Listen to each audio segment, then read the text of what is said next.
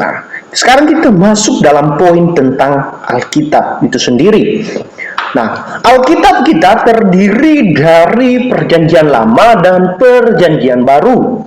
Nah, di dalam Perjanjian Lama itu tersusun atas 4. Pertama, kitab Pentateuch, kitab sejarah, kitab puisi, dan kitab nabi-nabi.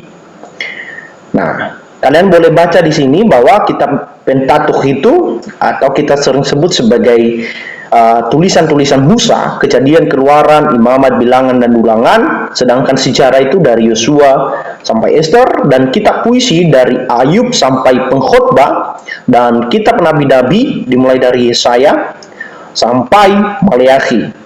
Nah, di dalam Perjanjian Baru itu tersusun atas 3 bagian. Pertama, Injil, yaitu Matius, Markus, Lukas, Yohanes, dan sejarah, yaitu Kisah para Rasul, dan surat-surat, yaitu Roma, dan ada keempat sebenarnya, yaitu kitab nubuat atau wahyu, di mana nanti hal-hal yang akan terjadi di akhir zaman diuraikan di sana.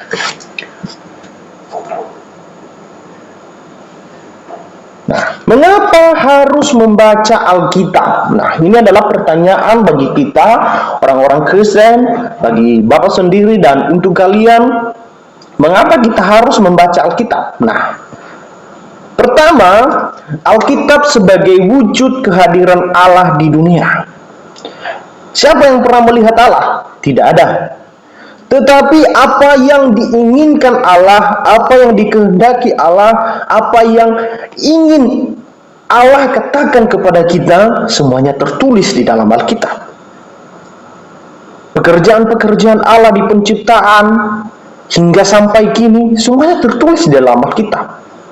Dengan secara tidak langsung mengatakan kepada kita bahwa ketika kita atau ingin melihat Allah, maka kita harus membaca Alkitab supaya kita mempunyai hubungan dengan Allah. Kita pengen apa yang Allah kehendaki dalam hidup kita dan apa yang pengen kita lakukan bagi Allah. Yang kedua, Alkitab itu berisi petunjuk pola hidup orang percaya, seperti cara beribadah, cara memperlakukan sesama, dan lain-lainnya. Jadi Alkitab itu memberikan kita juga semacam hukum.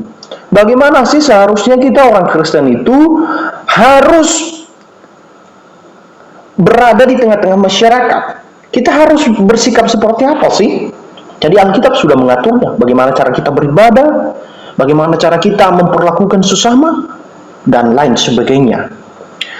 Yang ketiga, Alkitab membuat seseorang tetap dalam kehendak Allah. Jika kita pengen atau mau Allah berkenan kepada kita, maka kita harus membaca Alkitab. Karena dengan membaca Alkitab, kita dapat mengetahui petunjuk-petunjuk atau tuntunan Allah.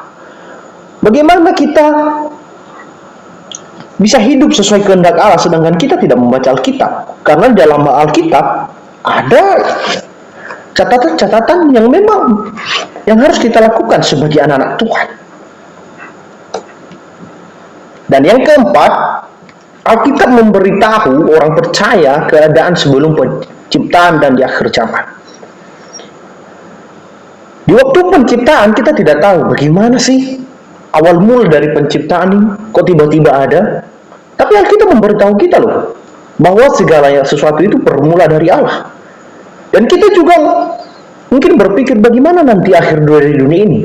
Alkitab sudah menjawabnya. Kalian bisa lihat nanti di Wahyu 20 dan 21. Jadi Alkitab itu menceritakan keadaan sebelum kita ini ada loh.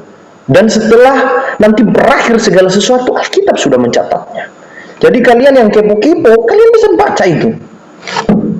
Nah, yang kelima, Alkitab membawa kita pada pengenalan Allah dan mengasihi sesama. Hukum di dalam Alkitab hanya ada satu. Kasihilah Tuhan Allahmu dengan segenap hatimu, segenap pikiranmu, segenap jiwamu, segenap akal budimu. Dan yang kedua, kasihilah sesamamu seperti kamu mengasihi dirimu sendiri. Jadi mustahil kita bilang mengasihi Allah dan mengasihi sesama kalau kita tidak membaca Alkitab. Karena di sana diatur bagaimana cara kita mengasihi Allah, bagaimana cara kita mengenal Allah, bagaimana cara kita mengenal sesama kita, bagaimana cara kita mengasihi sesama.